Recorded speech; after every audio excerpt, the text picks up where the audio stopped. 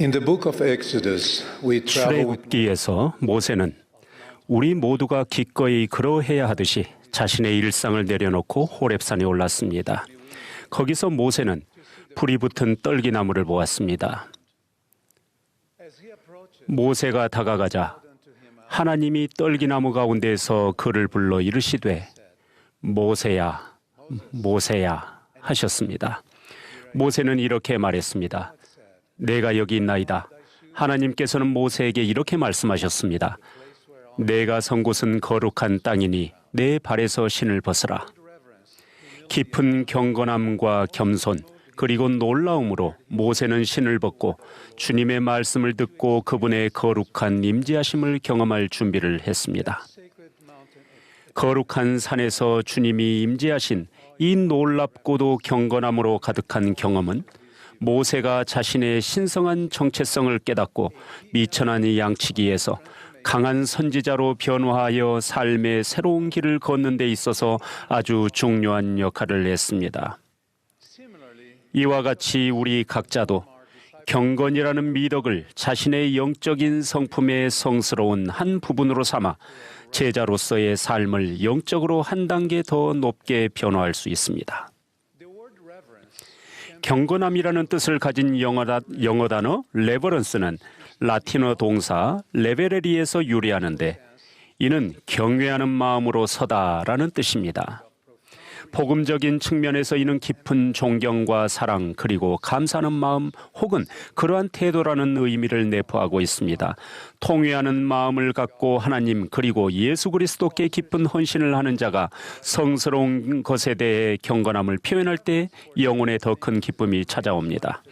성스러운 것에 대한 경건함은 중요한 영적 자질의 가장 확실한 표징입니다. 경건함은 우리가 거룩한 것들과 연결되어 있을 때 자연스레 나타나며 하나님 아버지와 예수 그리스도를 향한 우리의 사랑과 친밀함을 나타냅니다.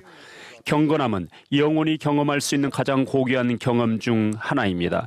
경험이라는 미덕은 우리의 생각과 마음 그리고 삶을 하나님께로 인도합니다. 사실 경건함은 단순히 영성의 한 부분이 아니라 영성의 본질입니다. 어린이들이 늘 경건할 때 난 하나님과 예수님을 곁에 느껴요라고 노래하듯 경건함이 영성의 토대가 되어 우리가 하나님과 개인적인 관계를 맺도록 돕습니다. as disciples of 예수 그리스도의 제자로서 우리는 하나님과 그분의 아들 예수 그리스도와의 더 깊은 교감을 기꺼이 받아들이는 동시에 영적인 성품을 강화하기 위하여 우리 삶에서 경건의 은사를 키우라는 권유를 받습니다. 우리 마음속에 경건을 더 품는다면 의심의 여지 없이 우리 삶에 더 큰 기쁨과 즐거움이 있을 것이며 슬픔과 비애가 들어설 자리는 줄어들 것입니다. 성스러운 것에 대해 경건함을 보이는 것은 우리가 매일 하는 많은 일에 의미를 부여하고 감사하는 마음을 키워 더 높고 더 거룩한 것에 대한 경외심과 존경 그리고 사랑을 불러일으킨다는 것을 기억해야 합니다. 불행히도 우리가 사는 이 세상에서는 성스러운 것에 대해 경건함을 보이는 것이 갈수록 드물어지고 있습니다. 사실 타블로이드 잡지나 TV 프로그램 혹은 인터넷에서 보면 알 수 있듯이 세상에서는 오히려 종종 불경함을 찬양합니다. 성스러운 것에 대한 존중의 부재는 경박한 태도와 부주의한 행동으로 이어져 한 세대를 무관심으로 몰아넣고 다음 세대를 비참한 상태로 내던질 수 있습니다. 또한 불경함은 하나님과 맺은 성약에서 오는 유대감에서 멀어지게 하며 하나님께 대한 우리의 책임감을 약화시킬 수 있습니다. 그 결과 우리는 자신의 안락함에만 신경 쓰고 통제되지 않는 욕구를 충족시키려는 위험에 놓이게 되며 궁극적으로는 하나님과 그분의 자녀인 우리의 신성한 본질과 같은 성스러운 것들을 경멸하는 거룩하지 못한 상태에 이르게 됩니다. 성스러운 것에 대한 불경함은 오늘날 우리의 영적인 생존에 필수적인 섬세한 계시의 통로를 방해하여 우리의 대적이 그 목적을 이루게 합니다.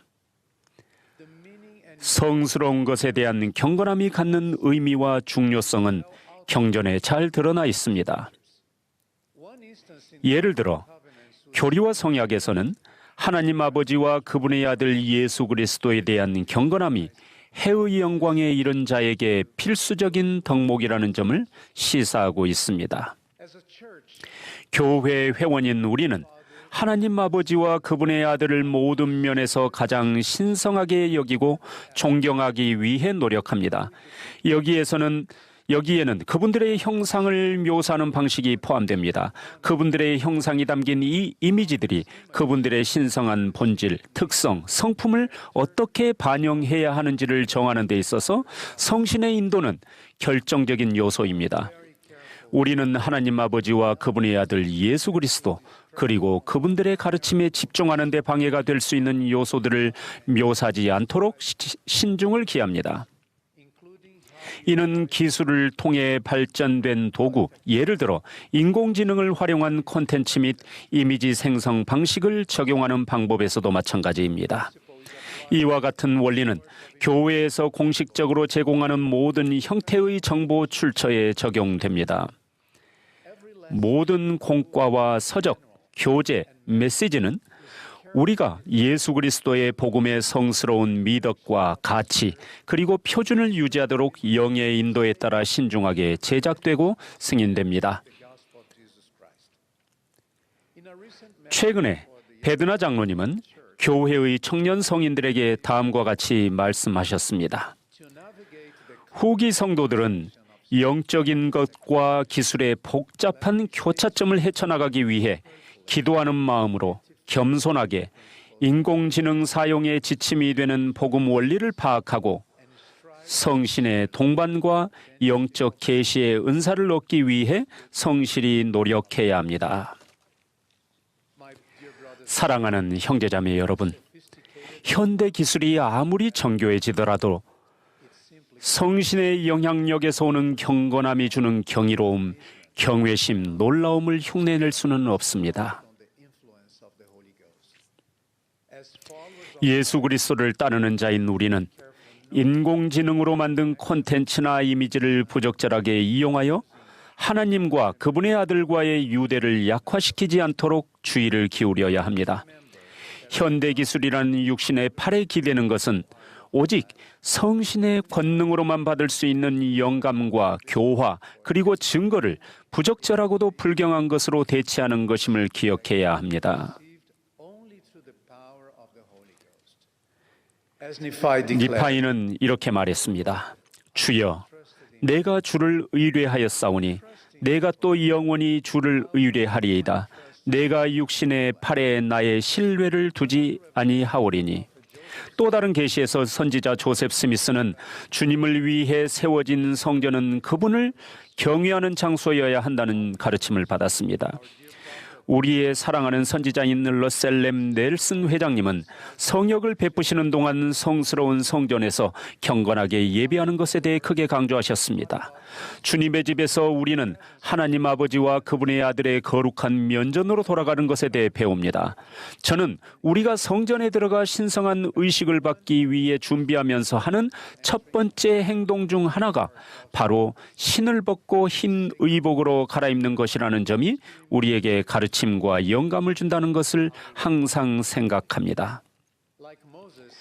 모세가 그랬던 것처럼 우리가 의식적으로 노력한다면 세상적인 신을 벗는 것이 거룩한 땅에 발을 내딛고 더 높고 더 거룩한 방식으로 변화하는 첫 단계가 된다는 것을 인식할 수 있습니다. 형제자매 여러분, 우리는 성스러운 것에 대한 경건함을 찾아 한층 더 깊은 영성과 헌신으로 제자의 길을 걷기 위해 모세처럼 산 정상에 오를 필요는 없습니다. 예를 들자면 우리 가정 환경을 세상적인 영향으로부터 지키려는 노력을 할 때 우리는 이러한 경건함을 찾을 수 있습니다. 이는 예수 그리스도의 이름으로 하나님 아버지께 진실하고 열렬히 기도하고 경전과 선지자들의 가르침에서 찾을 수 있는 하나님의 말씀을 부지런히 공부하여 우리 구주를 더 잘 알고자 노력하는 것을 통해 성취될 수 있습니다. 또한 우리가 주님의 계명에 순종하며 생활하여 그분과 맺은 성약을 영화롭게 하려고 노력할 때 그런 영적인 변화가 일어날 수 있습니다. 이러한 노력은 우리 마음에 고요하고 확실한 평안을 가져다 줍니다. 이러한 일들에 우리가 초점을 맞춘다면 우리의 가정은 경건한 장소가 되어 영적인 피난처이자 모세가 산에서 경험한 것과 같이 영이 거하는 개인적인 신앙의 성소로 변화하게 될 것입니다. 또한 우리가 충실히 교회에서 예배에 참여하고 성스러운 찬송가를 진심을 담아 불러 주님께로 우리 마음을 돌릴 때 이러한 영적인 변화를 경험할 수 있습니다. 모세가 그랬듯이 세상적인 방해물, 특히 휴대전화와 같이 이 성스러운 순간을 방해하는 것들에서 돌이킬 때 우리는 생각과 마음을 구주와 그분의 속죄의 희생, 그리고 우리가 맺은 성약에 집중하면서 성찬을 취하는 데 온전히 집중할 수 있습니다.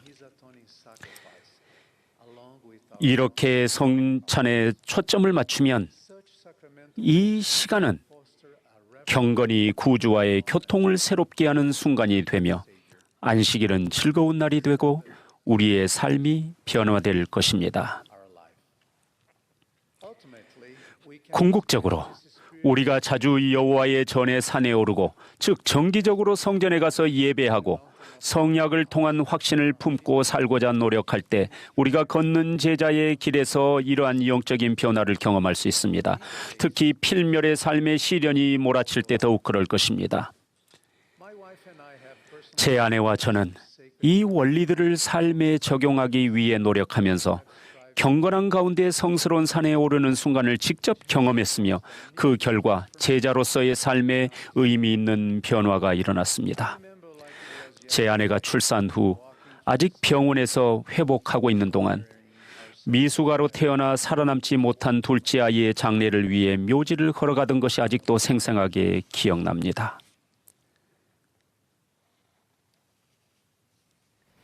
Was still recovering in the 당시 저는 하나님께 기도하며 이 힘든 일을 극복할 수 있도록 도움을 간절히 그리고 경건히 구했습니다. 바로 그 순간 다음과 같이 명확하고 강력한 영적인 확신이 제 마음에 임했습니다. 아내와 내가 견뎌내고 예수 그리스도의 복음에 따라 생활함으로써 오는 기쁨에 집중한다면 모든 것이 괜찮을 것이다. 그 순간 너무나도 슬프고 극복할 수 없을 것 같아 보였던 당시의 시련이 성스럽고 경건한 경험으로 변화하여 우리의 신앙을 지켜나가게 해주는 중요한 기반이 되었으며 주님과 맺은 성약과 그분께서 저와 가족에게 약속하신 것에 대한 확신을 얻게 해주었습니다. 형제자매 여러분, 성스러운 것에 대한 경건함은 진정한 감사와 참된 행복을 키우고 우리의 마음을 계시로 이끌며 우리 삶에 더 큰 기쁨을 가져다 줍니다. 경건함은 거룩한 땅에 우리의 발을 딛고 우리의 마음이 하나님께로 향하게 합니다. 경건함이라는 미덕을 우리 일상에 적용하려고 노력할 때 우리는 더욱 겸손해지고 우리를 향한 하나님의 뜻에 대한 이해력을 넓히며 우리가 주님과 맺은 성약의 약속에 대한 확신이 강해질 것임을 간증드립니다. 여호와의 전의 산에서든 집회소에서든 가정에서든 우리가 성스러운 것들을 향한 경건함이라는 이 은사를 받아들일 때 우리는 하나님 아버지와 예수 그리스도의 완전한 사랑에 연결되고 경이로운 놀라움과 경외심으로 가득 차게 될 것임을 증거합니다. 이 진리를 우리 구주이자 구속주이신 예수 그리스도의 성스러운 이름으로 경건하게 증거합니다.